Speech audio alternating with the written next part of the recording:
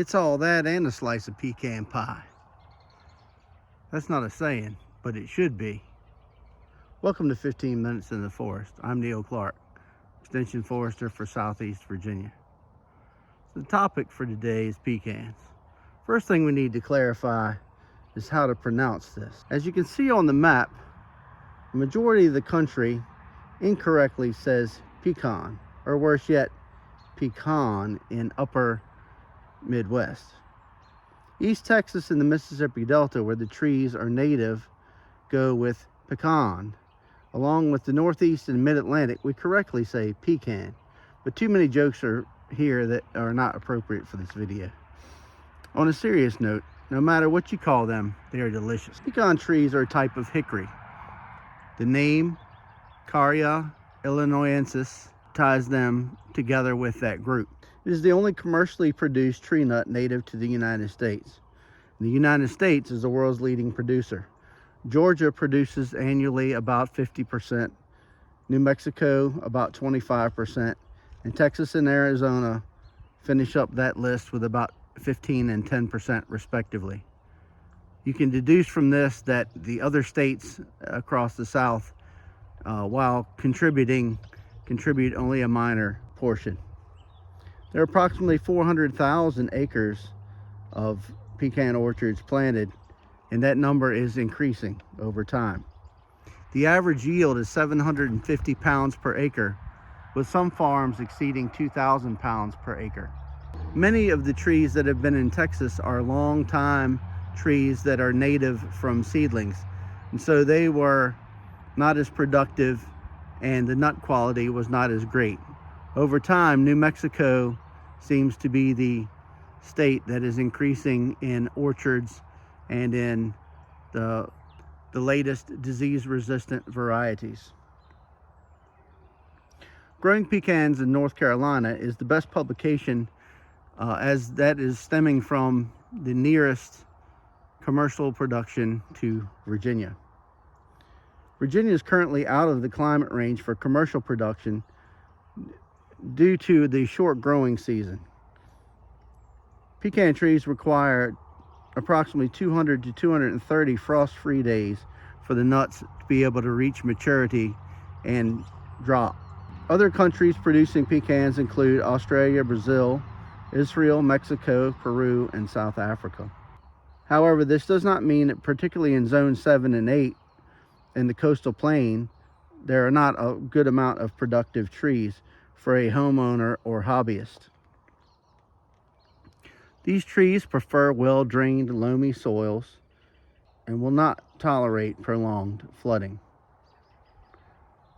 The trees are monoecious, meaning both flowers are present on the same tree.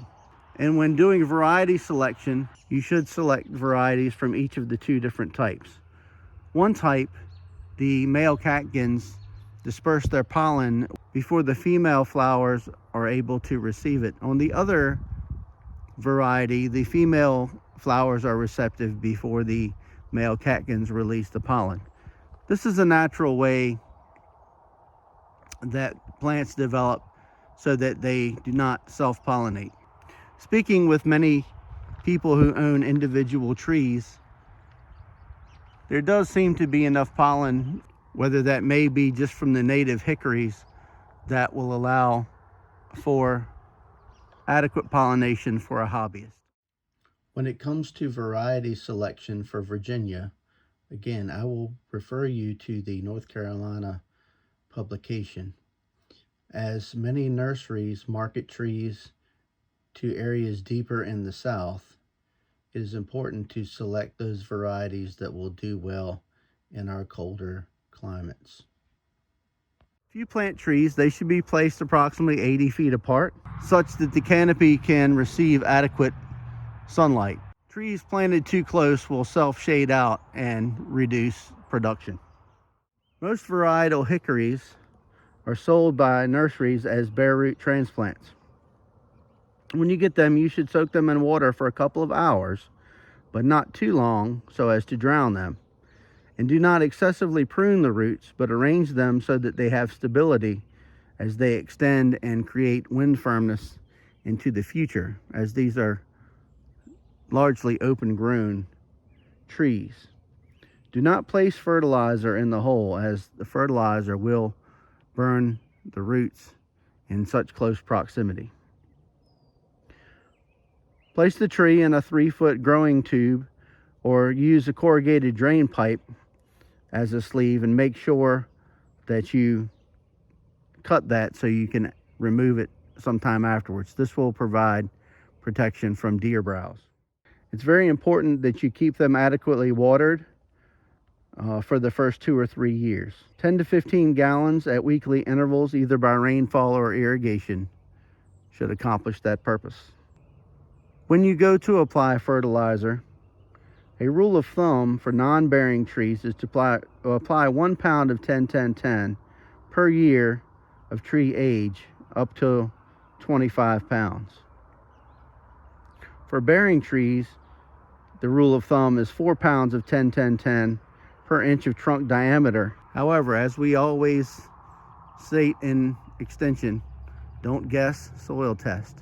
So the best solution is to take a soil test and apply the exact amount required. You harvest the nuts when the shucks open. A long pole or rope can be used to shake the limbs. Sheets can be spread under the trees to catch the falling nuts. Nuts can also be picked up with the basket style push harvesters that can be anywhere from 12 to 48 inches wide. You can also get these implements for small tractors. The nuts should then be dried to 8% moisture or 4% moisture if you're going for long-term storage. You can use porous burlap bags. Tin boxes and paper bags also be utilized. Just try to have them in the warmest, sunniest, most ventilated place that you can find in the fall season. Pecans, like any nut, have a high oil content and can spoil. So if kept for longer than a year, they should be frozen. Pecans can be sold in the shell or shelled, depending on the equipment that you have available and your markets. Price is typically determined by the size and appearance of the nuts, whether in the shell or shelled. However, when the kernels are shelled, sometimes there is a presence of fuzzy material on the kernel of the membrane that is inside. This is a result of the nut being stressed during the growing season. There's not much you can do about this. There are various pests to pecan trees, with the most significant economic and yield loss pest being pecan weevil.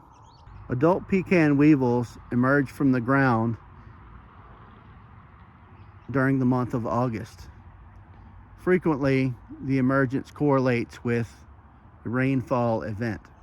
It is during this time you may want to monitor for weevils to know the best time to apply a pesticide if you have that ability.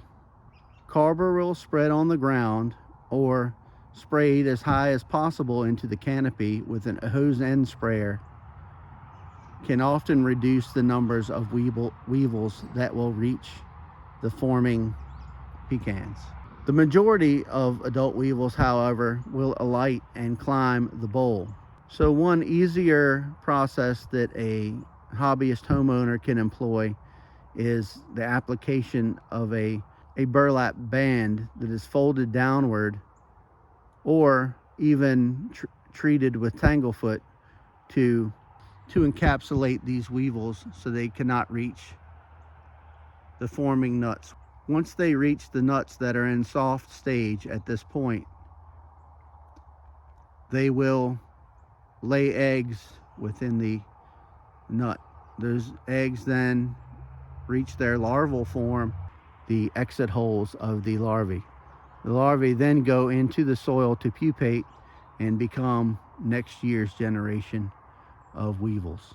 These larvae and associated fungi destroy the forming nut. Stink bugs are another pest which will impact the quality of the nuts. Stink bugs typically As the stink bug attacks the forming nuts, at a certain stage, the nuts will drop from the tree early, and at latter stages, the stink bug bites will cause the kernels to decay in spots and form a bitter taste on the kernel. So if you have too much stink bug damage, that will either severely reduce your amount of marketable pecans. Twig girdlers and fall webworm are other obvious pests that alarm people. When twig girdlers attack, a large proportion of small twigs on a tree may all fall within a week's time, resembling a intense windstorm. However, when you look at the twigs, you will see that they are all very neatly cut straight across the width of the twig. Fall webworm creates large webs on the outside of the tree, again, mostly cosmetic damage, and does not impact the health of the tree or the pecan crop. Pecan scab is a significant detriment to the commercial pecan industry. As a homeowner hobbyist, however, there's not a lot that you can do to fight this fungal issue without frequent spraying with air blast sprayers. However, if you are at the tree planting stage, you can select cultivars that are resistant to pecan scab, and that would be a good solution as a homeowner. So it sounds like in Virginia, pecans don't have a chance. Yet despite all of these potential problems, I personally know many homeowners in Southeast Virginia who end up with more buckets of pecans than they know what to do with. So this can be a worthwhile tree or trees to have on your property for years and decades to come. Make sure you join us on March the 3rd, where Karen Snape and special guest Dr. Carolyn Copenhaver cover microhabitats.